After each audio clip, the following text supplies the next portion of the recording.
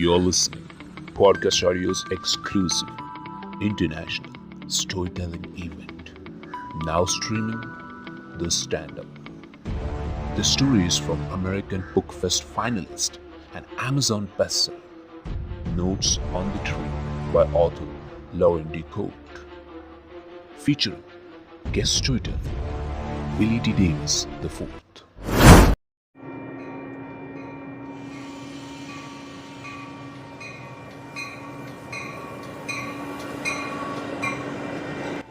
Who would have thought that it could have started out so quietly? But they say the worst storms sometimes announce themselves in a gentle breeze.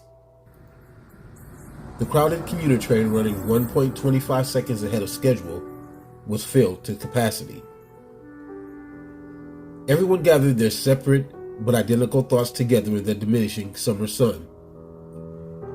The same route, the same passengers, the same routine. Day after day, month after month.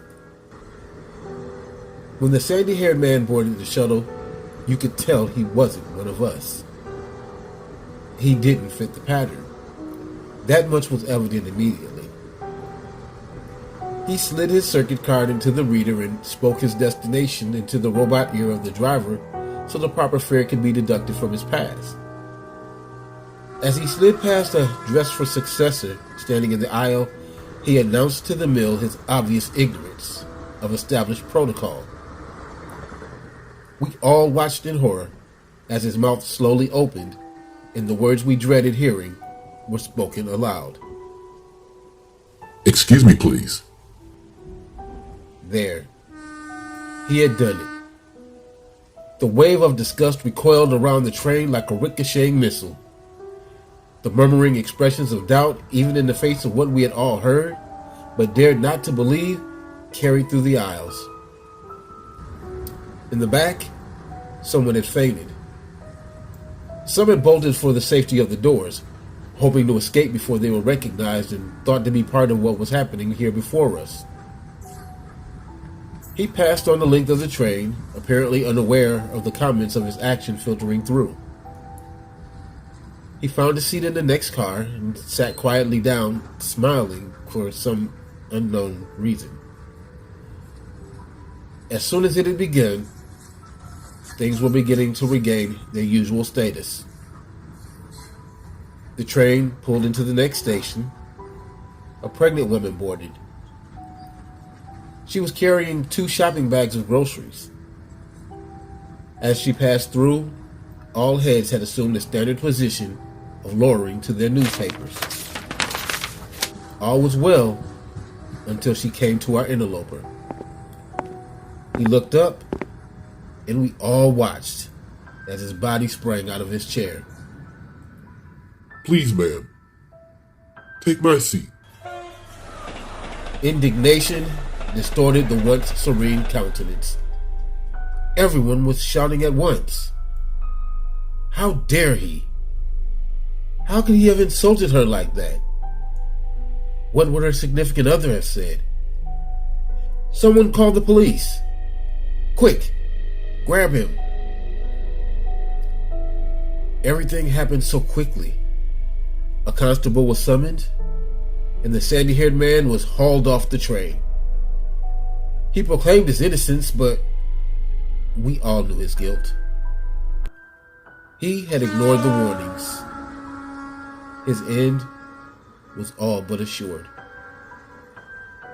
We all knew we would have to appear at his trial tonight, but it would just be a formality at this point. His story was told with all its embellishments on the 6 o'clock recount. His name, according to his identity card, was Adam 2. The penalty for his crime, we were uselessly reminded, since all were aware it was a capital offense, was absorption. It had been 200 years since the last absorption, and even then, it had not been for such a heinous crime. We watched him staring at each of us in disbelief. Even then, he seemed unaware of the grievous nature of his crime. Each of the witnesses testified against him. The dress for successor recounting the scorn she felt for the defendant. After the pregnant woman testified, a sonogram attachment was placed on her abdomen so the preborn's testimony could be recorded. Everyone had their say, down to the person who fainted, who could not recall much after she fainted, but was an excellent witness nevertheless. As the last witness spoke, we all knew it was time to hear the defendant. Item 2 slowly stood and cleared his throat. We all wondered what defense the automated public defender had come up with for him. As the defendant's mouth opened to release the words that would condemn him, his APD suddenly announced in stentorian tones, "My client pleads insanity." We all breathed a sigh of relief. This could be accepted. We could readily embrace the notion of this Item 2 being not with all of his faculties. For who in their right mind would have committed such moral outrages and not expect to suffer absorption? His voice suddenly rang out across the courtroom. No, I am not insane. I do not understand why I am here. What crime have I committed? I only did what was right by offering assistance to someone in need. What was the harm in it? But his voice was no longer being heard, because his defense had already been accepted and logged. He would be taken to a rehabilitation facility to have his brain analyzed, so the damaged areas could be repaired. He would be one of us.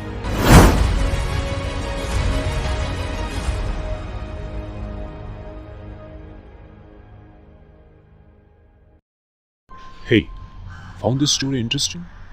Go read more. Grab your copy today of Notes on the Train by author Loreen Kort. Notes on the Train is American Book Fest finalist and Amazon bestseller book. So what are you waiting for? Grab your copy now. The link is in description. Notes on the Train by author Loreen Kort. Read now. Hey everyone, this is AJAY, TAMBE, the producer host of Criteria.in podcast. If you like this episode, if you like this story, if you like this show, please make sure you go and subscribe to our podcast, whichever platform you're listening on, Spotify, Google, Apple, Ghana, any platforms. Make sure you go and subscribe and follow to our show and connect with us on Instagram @podcastaudios.